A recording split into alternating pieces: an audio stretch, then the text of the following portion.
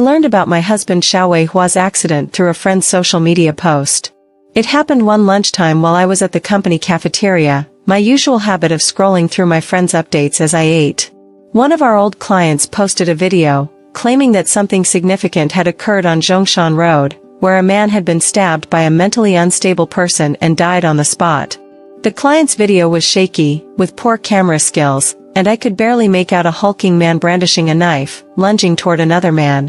When the victim fell to the ground, his scarf fluttered, and the footage suddenly stabilized, as if it were in slow motion, revealing a small fish embroidered at the end of the scarf. Xiao Hua! I cried out. My phone, spoon, and lunchbox clattered to the floor as I slumped. My coworkers were startled by my outburst, and they rushed to help me up, asking what was wrong. Tears streamed down my face, and although I couldn't see the victim's face clearly, that scarf, hand-woven by me, with the fish I embroidered, was a unique identifier. Xiao Hua was gone just like that. The assailant was mentally ill, so he wouldn't face legal consequences.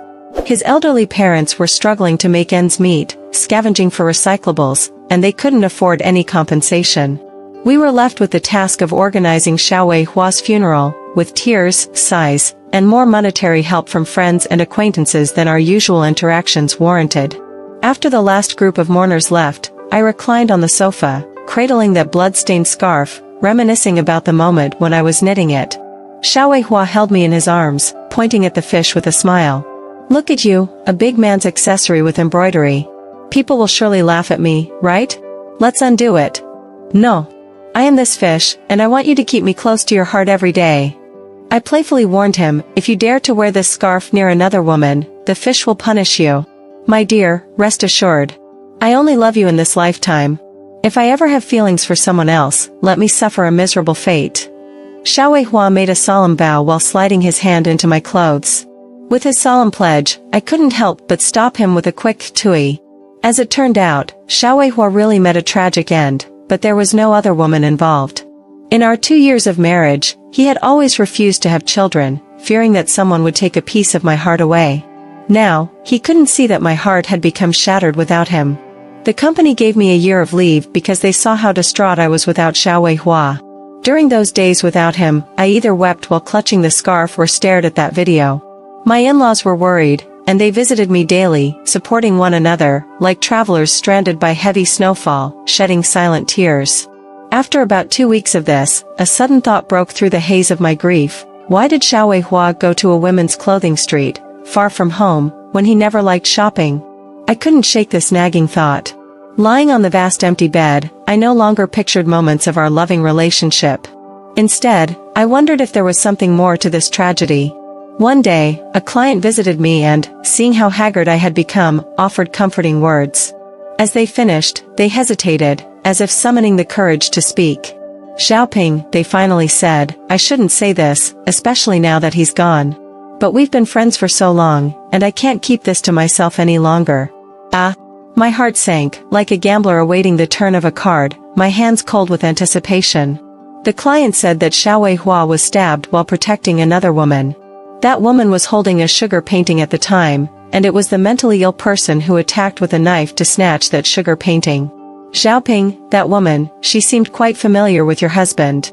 I must have looked pretty frightening at that moment, and the client was so scared that they swallowed their words, made up an excuse, and quickly left. Xiao Hua indeed had someone on the side. The days of mourning were disrupted by the client's words, and the grief of losing my husband was replaced by another kind of pain. I felt a surge of heat rush from my heart to my limbs, like 1,000 horses galloping through my body. What kind of woman could make Xiao Hua willingly take a knife for her? What was the connection between them? How could she not even say thank you? She didn't even attend the funeral? A string of questions wound around my heart like a cocoon, and the client's words had unraveled one thread, leaving me in disarray. Suddenly, I remembered Xiao Hua's phone and retrieved it from the bag of mementos. Due to our absolute trust in each other, we never checked each other's phones. Our phones had the same password, our wedding anniversary. I unlocked his phone, my heart racing, like a fish suddenly leaping out of water, frantic and disoriented. I opened WeChat, and among the work-related messages, one WeChat contact named Zhu Shamols caught my eye. Just seeing the name flooded my heart with a sour taste. Zhu Shamols? I was white moonlight. Previous chat records had been deleted, leaving only the messages from the day of the incident, messages that Xiao Hua hadn't had a chance to erase. Reading the contents, I felt like an iron nail had been driven into my spine, pinning me to the chair, terrified. The intimate words in those messages were identical to the ones on my phone, making me briefly wonder if I was chatting with myself. However, my replies were not as sensual and explicit as Zhu Xiaomou's texts, and the sensuality seemed to seep through the screen. I was utterly dumbfounded. What was going on? My seemingly perfect husband had someone else on the side? And he was an actor, playing out his deep affection for me year after year? His acting skills were wasted not walking on a red carpet.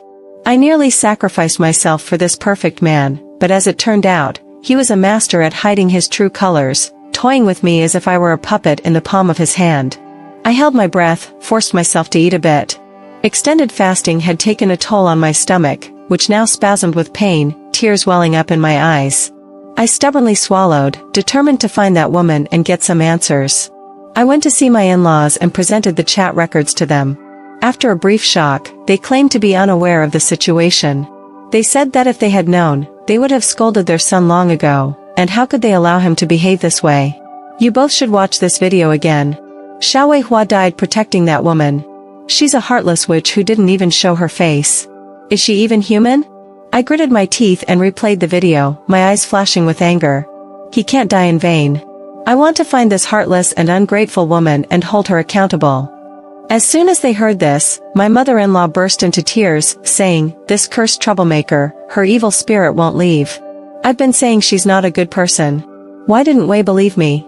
How could he get involved with her?" It turned out that before I found out, Xiao Hua had met a woman named Xiao Wei, who was a bartender, when he was out drinking with colleagues at a bar. Xiao Hua was captivated by Xiao Wei, who had a charming and delicate appearance, with big bright eyes that held a bewitching charm. With just a glance, she seemed to have a soul-captivating magic that entranced Xiao Hua. The two of them started an affair, and they secretly moved in together. After my in-laws found out, they think Xiao Wei is a bar waitress. She had a bad reputation, and her education and abilities didn't measure up to their son. Xiao Hua refused to listen to their advice and confronted his parents. In the end, my mother-in-law resorted to emotional blackmail to make him reluctantly break up with Xiao Wei, which left him depressed for a long time. Later, my mother-in-law used a combination of persuasion and coercion. Xiao Hua was introduced to me through relatives. It seemed like he suddenly saw the light and happily started a relationship with me. I was captivated by his handsome appearance and his sweet words that could charm anyone. A year later, we got married and entered into a loving marriage. After our marriage, we were inseparable, and my in-laws set aside their concerns, gradually forgetting about Xiao Wei. They eagerly anticipated me becoming pregnant and giving them grandchildren. Little did they know that their seemingly well-behaved son was secretly involved in such a disgraceful affair, putting his life at risk. How could they not hold a grudge against Xiao Wei? Ping Yu, let's find this troublemaker. Since she's the one who caused this, we should make her pay for Xiao Wei's life. My father-in-law's voice quivered, and his body trembled like leaves in a cold wind. With the support of my in-laws, I went to the mobile company to obtain Xiao Hua's call details. I dialed several frequently contacted numbers, and aside from one number that went unanswered, the rest were all Xiao Hua's colleagues. I became increasingly convinced that the unanswered number belonged to Xiao Wei, but after repeatedly calling it for a long time, there was still no response. I tried everything, even going to bars to search one by one, but Xiao Wei seemed to have vanished into thin air. Just when I was stuck in a deadlock, almost ready to give up, Xiao Wei came to find me herself. My in-laws accompanied her. When enemies meet, they cast a red glare. I jumped up and rushed toward Xiao Wei, roaring. My resentment, humiliation, anger, and sorrow all erupted at this moment. I was like a wild beast whose mate had been taken away, determined to take my enemy down even if it meant a mutual destruction. At that moment, my father-in-law stepped in to block my path, and my mother-in-law swiftly shielded Xiao Wei behind her, like a mother hen protecting her chick. The three of them formed a protective line, keeping Xiao Wei out of my reach. Xiao Wei trembled in fear behind my mother-in-law, looking at me with terror, like a little rabbit being hunted by a hunting dog, shivering. Ping Yu, what are you doing? Don't forget, it's because of her that Xiao Wei died. I pointed at her and shouted angrily, my voice sounding like it came from a torn heart. Pingyu, please calm down and listen to me. My father-in-law restrained me from approaching Xiaowei, and his expression was somewhat peculiar. The truth was like a tornado, catching me off guard.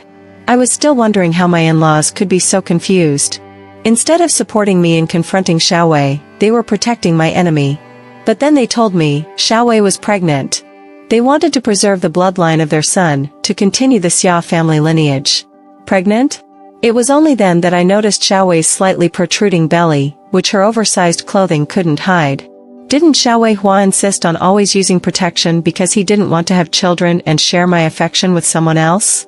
How could he let Xiaowei get pregnant? It turned out he didn't not want to have children, he just didn't want to have them with me. Pingyu, we understand you're grieving, but the child is innocent. This is our last wish. Please, spare Xiaowei. Tears streamed down my mother-in-law's face, etching lines of pleading and hope in her eyes. My in-laws, who had been on my side all along, suddenly switched sides and aligned themselves with the woman who had caused their son's death. There's no greater sorrow than a dead heart. Xiaowei is no longer with us, and the truth is crystal clear. I understand that further arguments won't change anything.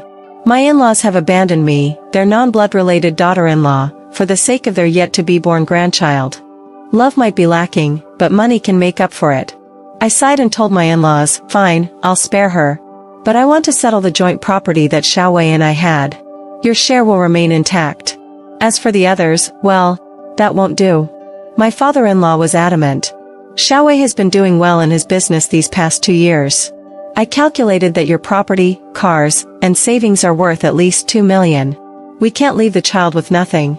Otherwise, how will they survive as orphans? Yes, private children have the same rights as legitimate ones, and we've already checked. My mother-in-law supported Xiaowei, embracing her shoulder and helping to make her case. Private children are also legally protected. So, their grand entrance was all about dividing the inheritance. I looked at my in-laws, who had suddenly turned against me, and my heart sank. Countless black holes remained, and they exuded a chilling air. I didn't want to know how Xiaowei had reached an agreement with them. All I knew was that this unexpected arrival of Xiaowei had disrupted my peaceful happiness. My husband had lost his life for this woman, and now they wanted to snatch our inheritance. Pingyu, please go and find out. We only want our share, and it's not too much. My father-in-law adopted a businesslike demeanor. A person should have a conscience. What's wrong with the child? If you really refuse, we won't be afraid to take legal action. My mother-in-law chimed in immediately, her voice choking with emotion. Pingyu, we've gotten along so well over the past few years. Please don't let money ruin our relationship. Xiaowei is gone, and you're like our daughter now. In consideration of our advanced age, you should leave a way for Xiaowei's child. Xiaowei remained silent, with my in-laws arguing on her behalf. The fear in her eyes had vanished, replaced by a determined look. I stared coldly at them, as cold as a 1,000-year-old glacier. How much I had loved this family back then, and now how much I hated them. What did I do wrong? Why are they all jumping to accuse me? I know my own salary, but what about Xiaowei Hua's income? As a sales manager, the bulk of his income comes from commissions. Did he really hand it all over to me? How should I deal with this messy financial situation? Whether I give in or not, given my in-laws' current stance, I might end up facing a lawsuit. My mind is in chaos. I'm the real victim here. Can someone please tell me what I should do? The truth is like peeling an onion, the more you peel, the more tears it brings, and life can be like that sometimes. Today's story is a reader's plea for help. The protagonist is clearly the true victim, but now her in-laws are siding with her husband's other family, and there's no clear evidence of how much her husband earned or if he financially supported her. What should she do to secure her rightful share? Please share your advice in the comments section.